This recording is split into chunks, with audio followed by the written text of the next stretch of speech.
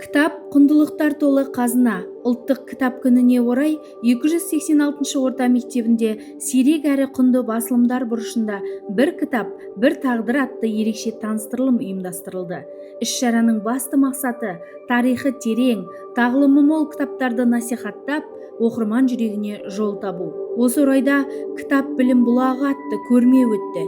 Көрме аясында нөмірі 286 орта мектебінің оқу ісі жөніндегі орынбасары, шебер педагог, қазақ тілі мен әдебиеті пәнінің мұғалімі Әлбекова Гүлнара оқушыларға арнап өзінің отбасылық кітапханасындағы құнды жәдігер кітаптарды таныстырды. Атап айтқанда 1950-1960 жылдары жарық көрген Әбділда Тәжібаевтың өмір және поэзия, пьесалар жинақтары, Спандияр Көбеевтің таңдамалы шығармалары, сондай-ақ Бейімбет Майлин сынды қазақ зиялыларының тарихқа толы асыл мұралары мектеп кітапханасына табысталды.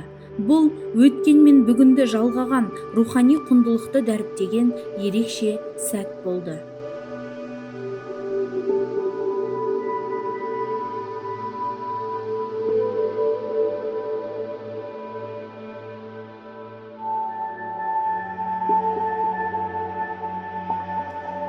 Құрметті оқырман, менің қолымда Қазақты мемлекеттік ұлттық оқу баспасынан шыққан 1950 жылғы пьесалар жинағы мектеп кітапханасына арналған.